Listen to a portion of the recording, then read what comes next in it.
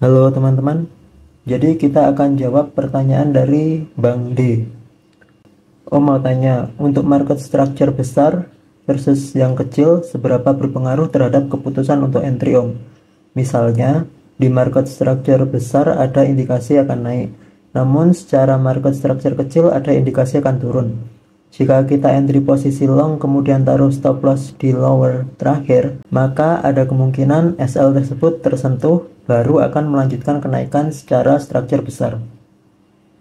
Nah, jadi di market structure itu kita mengenal yang namanya internal structure dan external structure ya.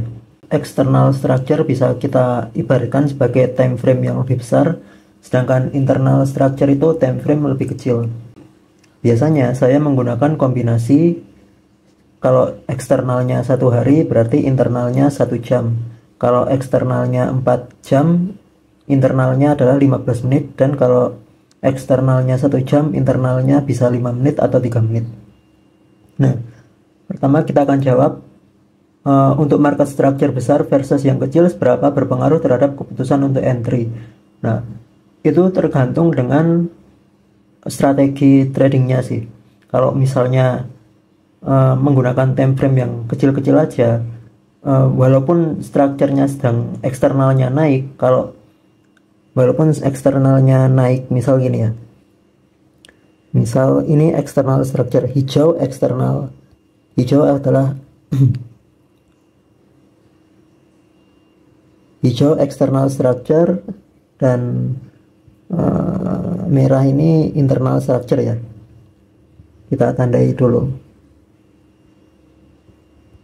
X in. Nah, jadi misal eksternalnya itu bullish seperti ini.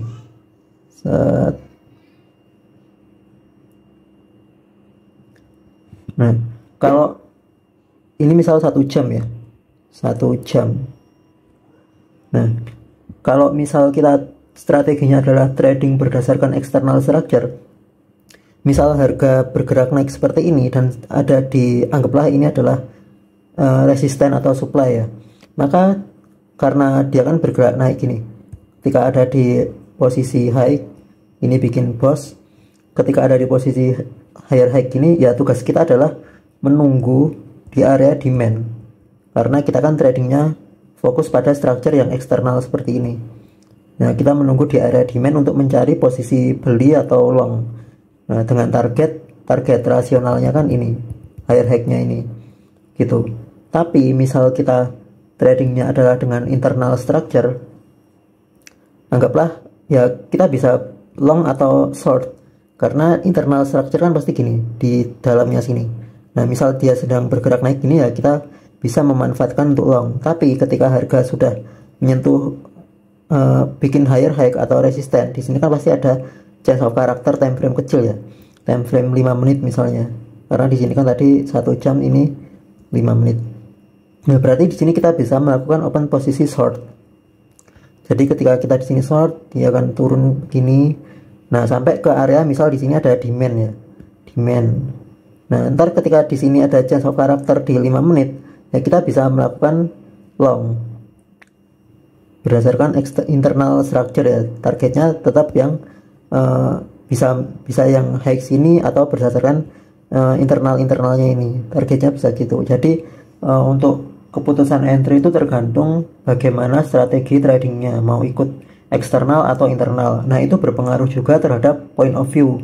Misalnya orang yang biasa trading dengan external structure, kalau melihat pergerakan yang ini, nah ini kan pasti tetap dia akan berpikir ini akan tetap bullish, akan trend naik. Walaupun harga sedang turun seperti ini, selama nggak nge-breakdown area ini, maka dia akan berpikir kalau point of view-nya adalah harga masih bullish. Tapi berbeda dengan orang yang tradingnya internal structure. Kalau internal structure misal